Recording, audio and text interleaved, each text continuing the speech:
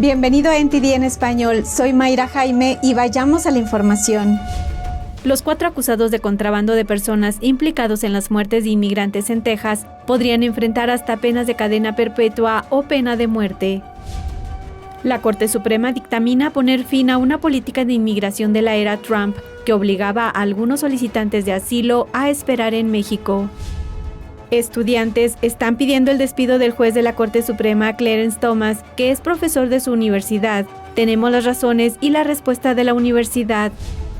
Y un juez dictaminó que el expresidente Donald Trump ya no está en desacato ante la Corte de Nueva York.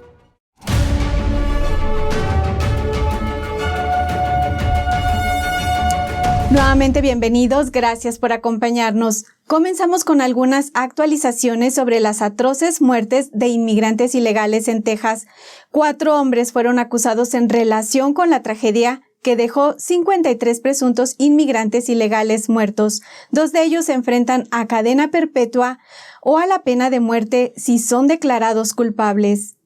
Según el Departamento de Justicia, el lunes se encontraron 64 personas sospechosas de entrar ilegalmente en Estados Unidos en el interior del remolque abandonado el lunes en San Antonio, en el estado de Texas. 48 de ellas estaban muertas. El recuento de muertos se elevó a 53 después de que 5 de los sobrevivientes murieron en el hospital. El conductor del vehículo, Homero Zamorano Jr., de 45 años, fue detenido el miércoles. Se le acusa de un cargo de contrabando de extranjeros que les provocó la muerte por su presunta implicación. Zamorano fue identificado como el conductor del camión después de que la patrulla fronteriza del sector de Laredo proporcionó a los agentes de investigaciones de seguridad nacional imágenes de vigilancia del camión pasando por un puesto de control de inmigración. Se podía ver al conductor con una camisa negra a rayas y una gorra. Los agentes confirmaron que Zamorano coincidía con el individuo de las imágenes de vigilancia y que llevaba la misma ropa. Los agentes dicen que intentó escapar haciéndose pasar por una de las víctimas. Otro hombre que estaba en comunicación con él, Cristian Martínez, de 28 años, también está detenido. Martínez está acusado de un cargo de conspiración para transportar extranjeros ilegales causando su muerte. Según los documentos judiciales, se utilizó una orden de registro para investigar el teléfono móvil del conductor. El teléfono mostraba a los dos comunicándose durante todo el proceso de contrabando. Ambos se enfrentan a cadena perpetua o pena de muerte si son declarados culpables. Los fiscales dicen que se encontraron otros 2 hombres en la dirección de San Antonio, donde estaba registrado el camión. Se trata de 2 ciudadanos de México y fueron detenidos por delitos relacionados con armas de fuego. Se determinó que los 2 hombres estaban en Estados Unidos de forma ilegal. Ambos están acusados de un cargo de posesión de un arma por un extranjero que se encuentra ilegalmente en Estados Unidos. Si son declarados culpables, ambos acusados se enfrentarían a una pena de hasta 10 años de prisión. Las tropas estatales establecerán más puntos de control de camiones en las carreteras de Texas en respuesta a la tragedia. Eso dijo el gobernador Greg Abbott. No dijo cuántos puntos habrá o cuántos camiones se detendrán. Aparentemente no se colocarán en los puntos de entrada y para sorprender a los contrabandistas, tampoco dijo dónde estarán exactamente estos controles. El gobernador de Texas culpa a la administración Biden por la pérdida de vidas. Dijo en Twitter, estas muertes son culpa de Biden, son el resultado de sus mortíferas políticas de fronteras abiertas. Muestra las consecuencias mortales de su negativa a hacer cumplir la ley. México se sumó a la investigación sobre las muertes de los presuntos inmigrantes ilegales. El presidente de México, Andrés Manuel López Obrador, se hizo eco de los comentarios del gobernador de Texas. Suceden porque también hay tráfico de personas y falta de controles. En este caso, en la frontera de México con Estados Unidos. Abbott dice que el Departamento de Seguridad Pública creará e implementará una estrategia de puestos de control a partir de ahora. Dice que los camiones, como el utilizado en la tragedia, serán el objetivo en un esfuerzo por detener el contrabando de personas. El gobierno de Biden sigue sin hacer nada para detenerlo. Texas va a tomar medidas para hacer nuestra parte, para intentar reducir la inmigración ilegal que llega a nuestro país.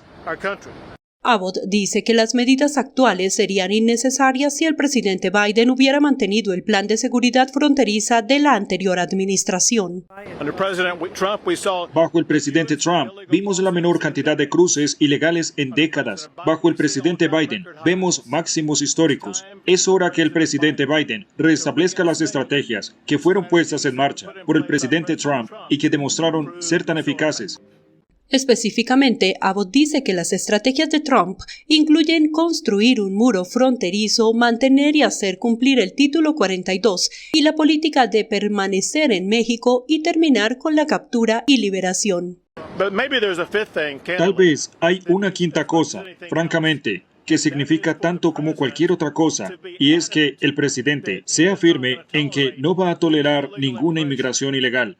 Los investigadores de seguridad nacional creen que los inmigrantes ilegales subieron al camión en suelo estadounidense, cerca de o en Laredo, Texas. Las autoridades mexicanas dicen que el camión pasó por un puesto de control de la patrulla fronteriza al noreste de Laredo en la Interestatal 35 el lunes. El camión estaba registrado en Álamo, Texas, pero tenía placas y logotipos falsos hechos para parecer un camión de una empresa del sur de Texas. Los funcionarios de México publicaron una foto de vigilancia que muestra al conductor sonriendo en el puesto de control con destino a San Antonio. No está claro si las personas estaban en el remolque cuando pasó el punto de control. Los puntos de control eran diferentes a los utilizados en abril, cuando todos los vehículos comerciales que entraban desde México eran revisados por la policía estatal. Abbott levantó la orden después de tener un impacto negativo en el comercio con México. La Corte Suprema dictaminó hoy que el gobierno de Biden puso fin correctamente a una política de inmigración de la era Trump. Esa política obligaba a algunos solicitantes de asilo en Estados Unidos a esperar en México. La decisión de los jueces por 5-4 se produjo en un caso sobre la política permanecer en México del presidente Trump. El presidente de la Corte Suprema, John Roberts, escribió la decisión y se unió a su colega conservador Brett Kavanaugh, al igual que los 3 jueces liberales de la Corte, Stephen Breyer, Sonia Sotomayor y Elena Kagan. El presidente Joe Biden suspendió el programa desde su primer día en el cargo en enero de 2021, pero las Cortes inferiores ordenaron que se restablezca en respuesta a una demanda de republicanos de Texas y Missouri. La actual administración regresó a México una cantidad mucho menor de personas que la administración Trump. La lucha legal era sobre si las autoridades de inmigración tenían que enviar a la gente a México o si podían liberarlos en Estados Unidos mientras esperaban sus audiencias. Y pasemos a nuestra siguiente nota, donde 2 hombres de Washington que fueron arrestados fueron puestos en libertad en California la semana pasada. Presuntamente llevaban 150,000 pastillas de fentanilo. José Cendejas, de 25 años, y Benito Madrigal, de 19, fueron detenidos el viernes durante un control rutinario de drogas en una parada de tránsito. Según la oficina del sheriff del condado de Tulare, los 2 hombres llevaban 150,000 pastillas de fentanilo estimado en $750,000. En una actualización el lunes, la oficina del sheriff dijo que recibió una orden judicial para liberar a ambos sospechosos de la detención bajo su propia responsabilidad. El sheriff del condado de Tulare, Mike Boudreaux, estuvo en desacuerdo con esta decisión, citando su preocupación por la seguridad del público. Dijo que el sistema de justicia en California está fallando y se enfureció cuando el comisionado de la corte firmó la orden de liberación. El sheriff dijo que los 2 hombres no se presentaron a su cita judicial programada el martes y que los detectives están tratando de localizarlos. Este año, la Administración para el Control de Drogas emitió una advertencia sobre el aumento de sobredosis de fentanilo, y en 2021 se registraron más de 71,000 muertes. Los expertos dijeron que esta cifra aumenta constantemente cada año. Y ahora vamos a un breve corte y regresando le tendremos información sobre un juez que está absolviendo a Trump de una sanción por desacato. Regresamos.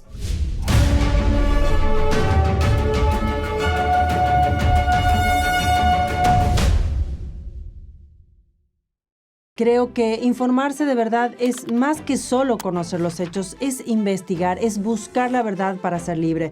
¿Quieres saber más? ¿Quieres llegar a la fuente? Venga con nosotros al Descubierto, un programa donde no solo compartimos las noticias, sino que también vemos los hechos desde diferentes ángulos y de manera imparcial. Suscríbase gratuitamente a nuestro canal Al Descubierto y usted podrá tomar una decisión informada. Lo esperamos de lunes a viernes en YouTube y en Epoch TV, 19:30 hora del este. La eterna belleza de la pintura realista al óleo. Magnífica, expresiva e inspiradora. El 6º concurso internacional de pintura figurativa de NTD, guiado por la pura autenticidad, belleza y bondad, lo invita a unirse con nosotros en un viaje de retorno al arte tradicional. Premio de oro, $10,000. Para más detalles, visite oilpainting.ntdtv.com.es.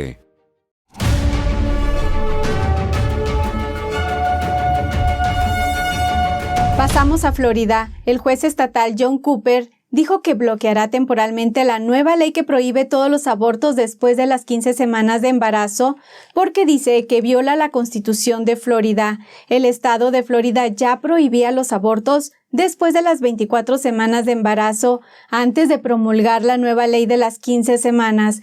La ley entrará en vigor hoy en la medianoche, pero el juez dijo que su bloqueo no será efectivo inmediatamente. Se espera que el fallo se apele y llegue a la Corte Suprema de Florida. Y por otro lado, un grupo de estudiantes de la Universidad George Washington busca que despidan al juez de la Corte Suprema, Clarence Thomas, de su puesto de profesor. Se sienten frustrados por el papel que desempeñó en la anulación del caso Roe versus Wade. El juez Thomas da clases en la Universidad George Washington desde 2011. Según la universidad, está previsto que imparta un seminario de Derecho Constitucional este otoño. En su opinión concurrente en la anulación del caso Roe versus Wade de 1973, Thomas sugirió que el alto tribunal también debería reconsiderar los casos que se decidieron con la misma lógica. Eso incluye un caso de 2003 que despenalizó las relaciones sexuales consentidas entre homosexuales y el caso de 2015 que estableció el derecho constitucional al matrimonio gay. La sugerencia de que el alto tribunal debería revisar estas decisiones motivó que algunos estudiantes de la universidad hicieran circular una petición online pidiendo la retirada de Thomas de la Facultad de Derecho. La agrupación de republicanos de la universidad condenó la iniciativa. Argumentan que los estudiantes universitarios deben estar expuestos a ideas diferentes a las suyas. La universidad emitió un comunicado afirmando que Thomas goza de libertad académica y que no se cancelarán ni sus clases ni su empleo.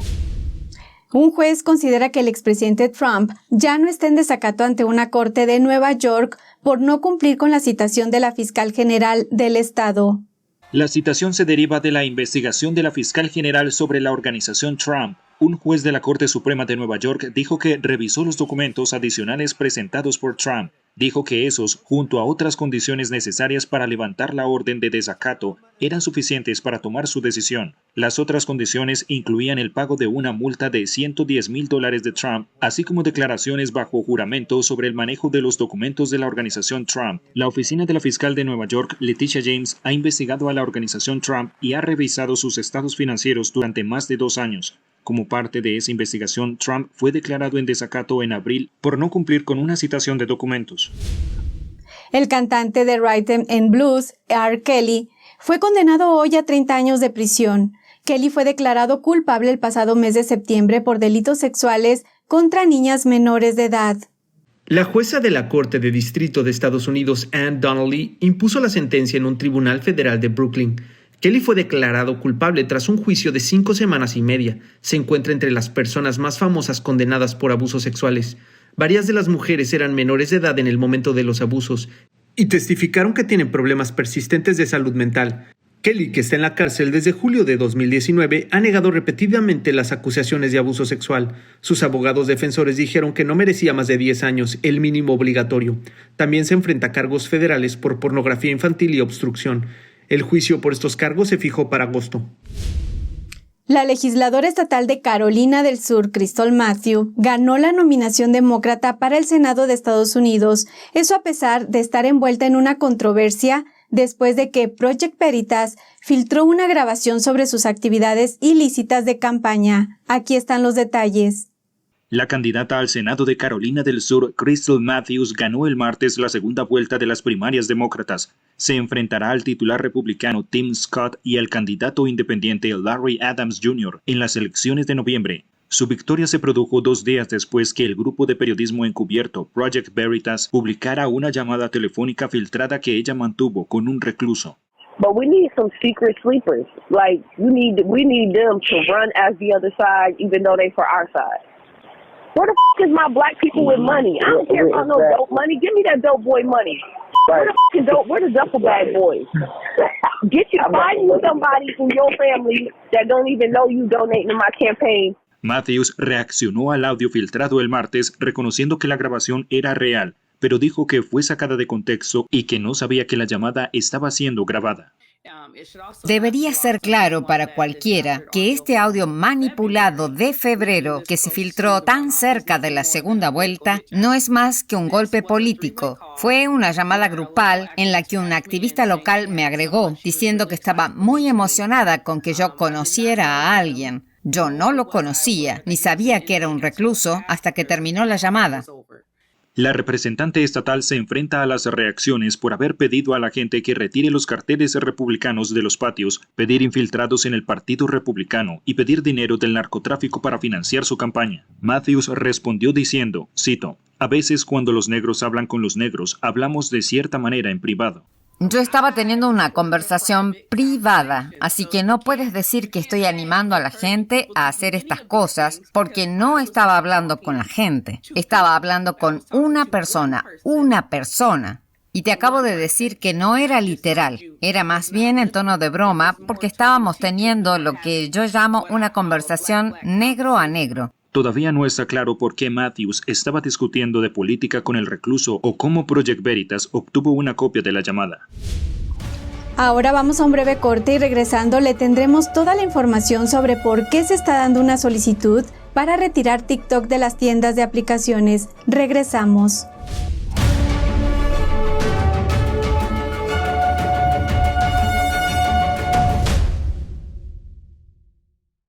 Saludos desde En Primera Plana, de NTD, el lugar donde buscamos respuesta a tus preguntas, donde tocamos los temas que importan, que impactan nuestras vidas, y no solo vamos a tocar la superficie. Nuestra misión es que tú entiendas profundamente lo que está ocurriendo en nuestras comunidades.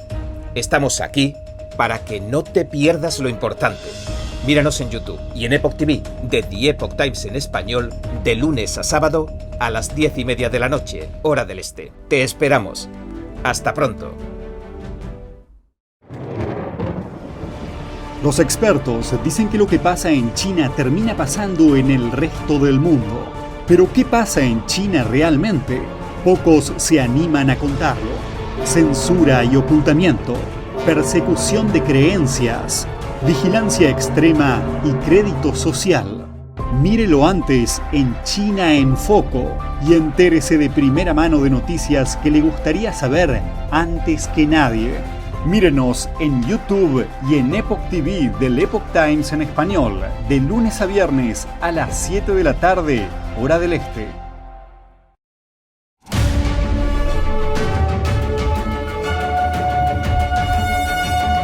Y sobre la libertad religiosa, legisladores de ambos partidos se reunieron para pedir libertad religiosa en todo el mundo.